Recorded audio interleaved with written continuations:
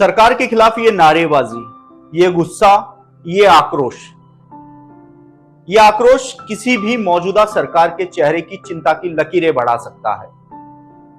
आप सोच रहे होंगे कि सरकार के खिलाफ चुनावी साल में यह आक्रोश कैसा है, कौन आखिर सरकार के विरोध में उतर चुका है, किसने वोट नहीं देने का ऐलान कर दिया है। तो आपको बता दें कि प्रदेश के वो लाखों शिक्षक जो पिछले 5 सालों से सरकार की ओर तबादलों की आस लगाए बैठे हैं, वो अब इस चुनावी साल में आंदोलन की राह पर उतर चुके हैं।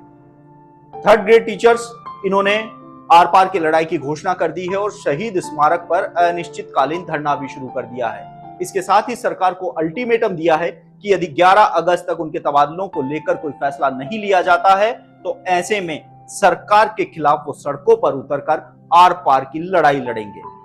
इसके साथ ही शिक्षकों ने एक शपथ भी ली है। इस समय राजस्थान के हर स्कूल से एक शपथ गूंजती हुई नजर आ रही है और वो शपथ है कि तबादला नहीं तो वोट नहीं। यानी कि प्रदेश के करीब 2.5 लाख तृतीय श्रेणी शिक्षक और उनके परिवार से जुड़ा हुआ हर व्यक्ति, मान के चलें तो तकरीबन ये आंकड़ा पहुंच रहा है 15 से 20 लाख वोटर्स का। यानी कि सरकार के चेहरे पर चिंता की लकीरें इसलिए हैं कि यदि थर्ड ग्रेड टीचर्स का जल्द ही कोई समाधान नहीं निकलता है तो उसके 15 से 20 लाख वोट प्रभावित होंगे। 5 साल एक लंबा समय होता है। शिक्षा विभाग की अगर बात की जाए या शिक्षा विभाग क्यों किसी भी विभाग की बात की जाए, हर वर्ग को तबादलों की सौगात दी गई है। शिक्षा विभाग में थर्ड ग्रेड टीचर्स को छोड़कर हर वर्ग, चाहे वो प्रिंसिपल हो, सेकंड ग्रेड टीचर्स हो, फर्स्ट ग्रेड टीचर्स हो या स्कूल में कार्यरत अन्य जो श्रेणी है उनमें जो कर्मचारी हैं उनको भी तबादलों की सौगात मिली है। लेकिन थर्ड ग्रेड शिक्षक को इससे विमुख क्यों रखा गया है, उनकी ही इतनी उपेक्षा क्यों की गई है, ये एक बड़ा सवाल खड़ा होता है। प्रदेश में इस समय 48,000 पदों पर एक भर्ती चल रही है, जिसमें लेवल 1 के 21,000 पद हैं और लेवल 2 के 27,000 पद हैं। सरकार का यह कहना है कि पहले ये जो नव नियुक्त शिक्षक हैं इनको नियुक्ति दी जाएगी और उसके बाद यदि जगह बचती है तो उसके बाद थर्ड ग्रेड शिक्षकों के तबादलों पर फैसला लिया जा सकता है। लेकिन दूसरी ओर प्रदेश के शिक्षा मंत्री बी.डी. कल्ला लगातार ये बात कह रहे हैं कि थर्ड ग्रेड शिक्षकों के जो तबादले हैं वो ट्रांसफर पॉलिसी के तहत किए जाएंगे। ऐसे में शिक्षकों का आक्रोश और ज्यादा बढ़ता जा रहा है। शिक्षकों का ये कहना है कि कोई भी विभाग हो उसमें बिना पॉलिसी के तबादले हो रहे हैं तो थर्ड ग्रेड टीचर्स के ही तबादले पॉलिसी से क्यों करे जा रहे हैं। ये सिर्फ शिक्षकों को बहलाने का एक जरिया सरकार ने बना रखा है। कुछ आंकड़े यहां पर मैं मौजूद हैं, उनको पेश करने की कोशिश करूंगा। मेरे साथी जो थर्ड ग्रेड शिक्षक हैं वो भी यदि इन आंकड़ों से सहमत हैं तो मुझसे सीधे संपर्क कर सकते हैं। हमारा जो कमेंट बॉक्स है उसमें अपने मैसेज छोड़ सकते हैं कि क्या ये समाधान निकल सकता है कि थर्ड ग्रेड शिक्षकों के तबादले भी हो जाएं और नए जो शिक्षक लगने वाले हैं उनकी नियुक्ति भी हो जाए। देखिए, अगर वर्तमान की बात की जाए तो शिक्षा विभाग में 5,58,456 पदों पर कर्मचारी कार्यरत हैं, जिसमें सभी आ रहे हैं, पियोन से लेके प्रिंसिपल तक। इनमें से 3,87,878 पदों पर जो कर्मचारी हैं वे कार्यरत हैं और 1,70,578 पद फिलहाल खाली चल रहे हैं। ये मैं आपको जो आंकड़े बता रहा हूं ये जून महीने तक के आंकड़े हैं और अभी जब शिक्षा विभाग का पोर्टल अपडेट होगा तो इसमें और फेरबदल होगा, कर्मचारी और जो पद हैं वह खाली होते हुए नजर आएंगे। अब बात करेंगे थर्ड ग्रेड शिक्षकों की। थर्ड ग्रेड शिक्षकों में लेवल 1 और लेवल 2 आता है। देखिए, लेवल 1 की अगर बात की जाए और लेवल 2 की बात की जाए तो कुल 2,48,244 शिक्षक हैं वह लेवल 1 और लेवल 2 में कार्यरत हैं। यानी कि कुल मिला के बात की जाए तो लेवल 2 में 30,383 पद वर्तमान में खाली चल रहे हैं, जिसमें सबसे ज्यादा बात की जाए तो अंग्रेजी के 10,130 पद खाली हैं तो हिंदी के 3,969 पद खाली हैं। और लेवल 1 की अगर बात की जाए तो लेवल 1 में 1,43,854 जो शिक्षक हैं, यहाँ शिक्षकों की बात हो रही है, शिक्षक कार्यरत हैं, जिसमें से 1,14,660 पदों पर शिक्षक कार्यरत हैं और 29,194 पद हैं वो शिक्षकों के खाली हैं। यानी कि टोटल लेवल 1 और लेवल 2 की बात की जाए तो 59,577 पद यहाँ पर खाली चल रहे हैं। 48,000 पदों पर अब भर्ती की जाएगी। तो 48,000 पदों पर भर्ती करने के बाद भी 11,577 पद, यानी कि 11,577 पद हैं, फिर भी वो शिक्षा विभाग में जो थर्ड ग्रेड टीचर्स हैं उनके खाली रह जाएंगे। आपको एक बात बता देता हूं कि साल 2018 में जब बीजेपी की सरकार थी, मौजूदा सरकार थी, वो थर्ड ग्रेड टीचर्स को उसने तबादलों की सौगात दी थी। उस समय डार्क जोन के तबादले भी खोले गए थे, लेकिन डार्क जोन के शिक्षकों के तबादलों में एक शर्त रख दी गई थी कि 2012 से पहले लगे हुए शिक्षक, यानी कि एक ही स्थान पर लगे हुए शिक्षकों का ही उन्होंने आवेदन लिया था और उनके तबादले किए गए थे।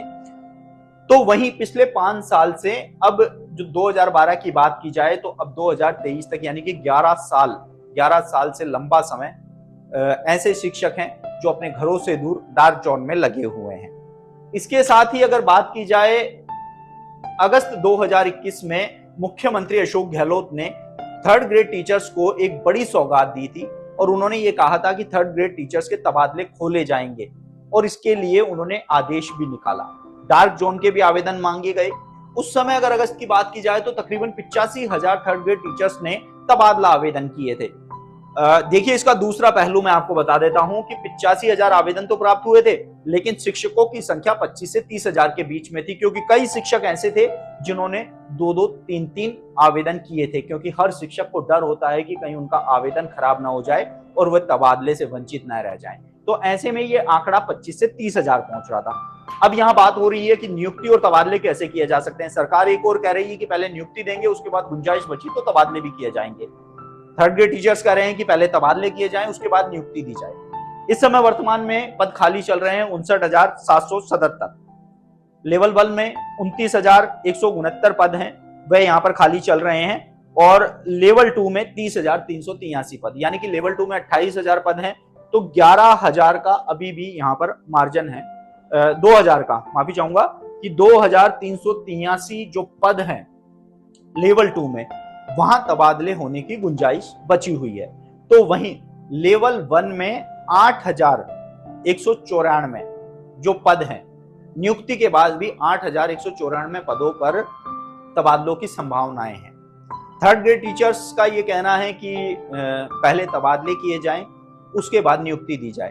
तो वहीं पिछले कुछ समय से हम देख रहे हैं कि लेवल 1 के जो अभ्यर्थी हैं अंतिम परिणाम जारी करने के साथ ही नियुक्ति की मांग कर रहे हैं, और लेवल 2 के अभ्यर्थी भी अब इस मांग में उनके साथ शामिल हो गए हैं।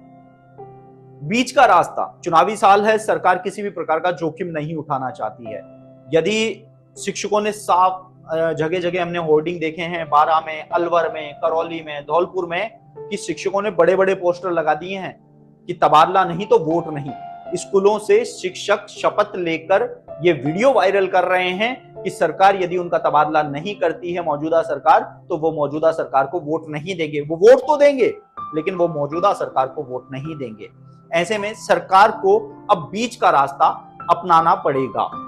ये शब्द इसलिए मैं इस्तेमाल कर रहा हूं कि अपनाना पड़ेगा किसी भी सरकार के लिए। देखिए, जीत हार का अंतर महज 1 से 2% वोट होते हैं। यदि सरकार के लिए ये 15 से 20 लाख वोट मायने रखते हैं, जो किसी भी सरकार को बनाने और हटाने में काफी अहम रोल अदा कर सकते हैं। तो ऐसे में ये 15 से 20 लाख जो वोटर्स हैं, यानी कि वो शिक्षक, यानी कि उन शिक्षक से जुड़े हुए परिवार, और कल जब इस आंदोलन में गए थे तो उन शिक्षकों का ये कहना था कि उनके साथ उनके स्टूडेंट और उनके अभिभावक भी खड़े हुए हैं, यानी कि ये आंकड़ा बहुत बड़ा होता हुआ नजर आ रहा है।